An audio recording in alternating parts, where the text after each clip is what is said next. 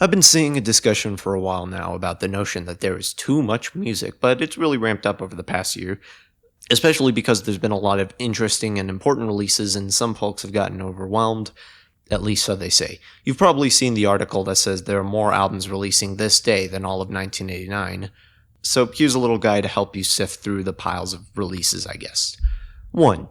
No, there isn't. The notion that there is too much music mostly comes from streaming data, and that requires a lot of context because even before streaming, there was already a lot of music. Because a lot of the music from the past that we count was mostly sold over the counter, not in the underground, and a lot of those were re-releases, commercial releases, compilations, and all that.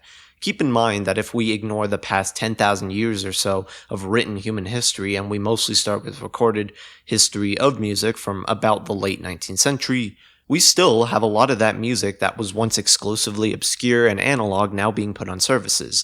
You know, acts like fucking Luigi and Anthony Russolo. Also, a quick note about a lot of new artists. Something I've seen recently is labels deciding if there's a band like Clipping to put all the members on the front. They did this with Scars on Broadway too. Keep in mind they're doing that for marketing, but also that also makes them their own artists, which is, stupid. We have backlogs, old artists, existing artists, new artists, and the like all being plopped on. Prior to the streaming age, there was already a lot of music. You probably just didn't hear about it. The data also excludes re-releases, other editions, which there are a lot of now, reprints, and others. There's censored versions, full release versions, alternative mixes, whatever the stupid space AI is. There's also a lot of spam and AI schlock, and for as overwhelming as all this is, realistically, you were never going to listen to every single second of every single album. If we really get down to it, I'd say only 20% of that 1 billion or so tracks being uploaded are actually something you'd want to listen to. And that also doesn't even mean that all the music you run across is something you're going to want to stick through all the way to the end. In my experience, I listen to a little too much music a lot, and sometimes I listen to something or I hear an album and I'm like, I'm not going to finish this. I don't like to do that, and I usually choose not to, but sometimes it's, shit. Which mostly includes all the stuff that we as real people make, along with some of the slop that corporations hash out. Don't let the news press constantly make you second guess your autonomy. I get, though, that the small number of around a few million is overwhelming to kind of everyone.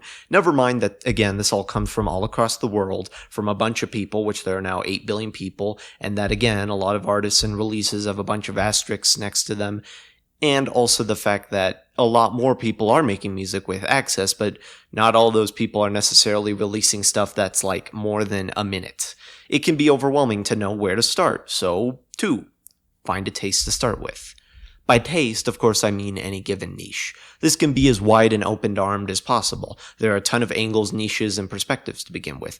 For me, my music listening started with whatever my mom, brother, and sister listened to, and I branched out from there. Since they listened to a lot of pop singles, by 2018, I made the decision to start listening to albums. My first 5 albums were just bands with good songs in my playlist that were a bit obscure for that matter, not including the 6 or so albums I listened to just through the singles out of order at first.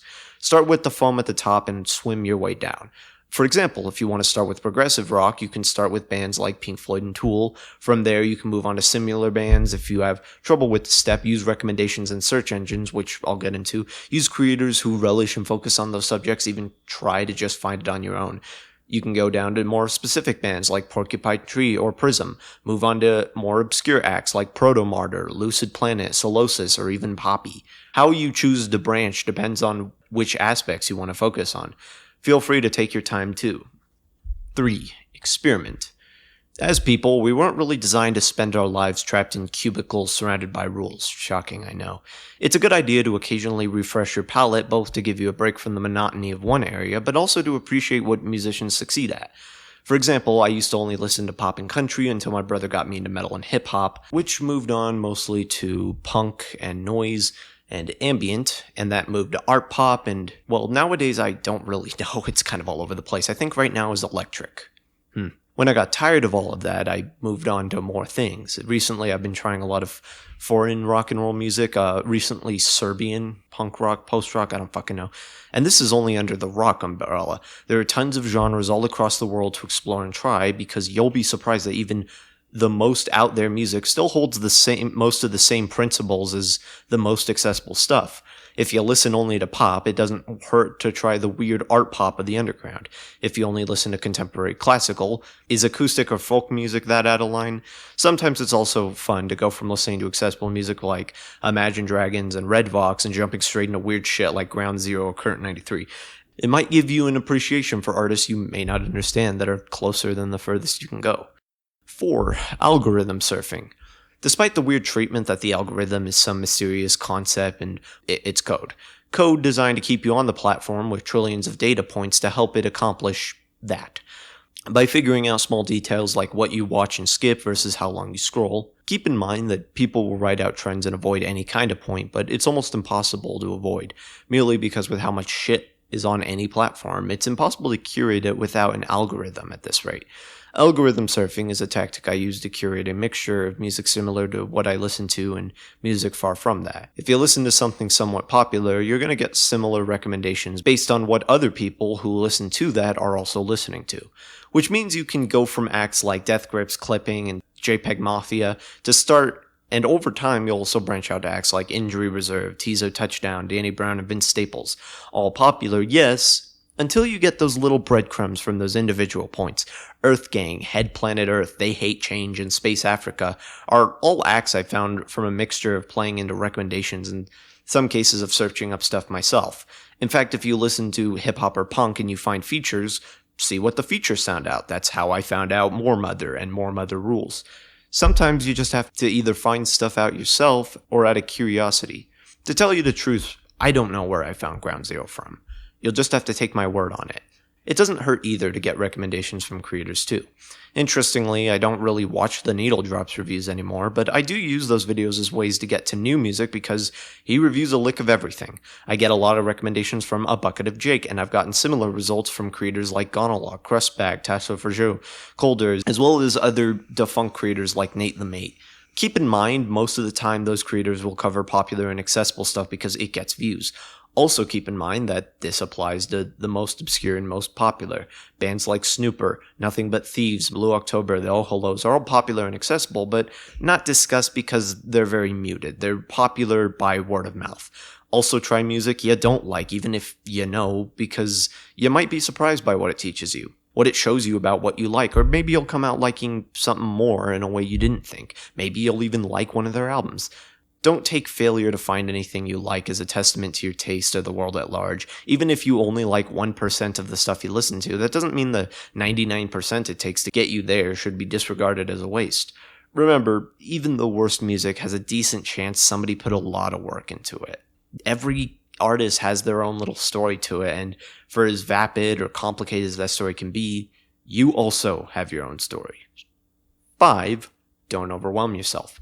In 2021, I decided for the first time to keep up with new music, ignoring the fact my taste was fairly narrow. I got overwhelmed pretty quickly by how much releases there are. By the end of the year, I was just tired, paired with a lot of the music I listened to not being that great. Even then, 2022 and 2023 had more music, but I felt like it didn't, especially the latter. I coasted the first half of 2022 and most of 2023, and I caught up real easily.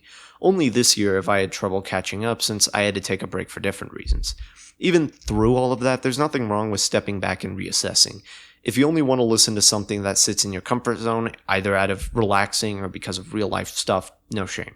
If you only have passion or taste for a specific niche, so be it. Don't be an asshole, don't pretend your flavor of music is superior, and most importantly, don't overwhelm yourself. Take a break if you have to, even for like months at a time. I've done it before. Even spend time just not listening to anything. It happens. Yes, there is too much music and it is hard to keep up. However, the bunches of new stuff that gets released isn't always in your little pocket. You don't need to listen to everything unless you all plan to play it all at once, and at which point you're going to find Bowl of Heaven and be in hell. No one expected you to. Find what you want and enjoy it. In the description will be some recommendations of my own finds over the years, and if you want to, I don't like to ask people because it's annoying, but in the comments you could say your own recommendations. And, yeah.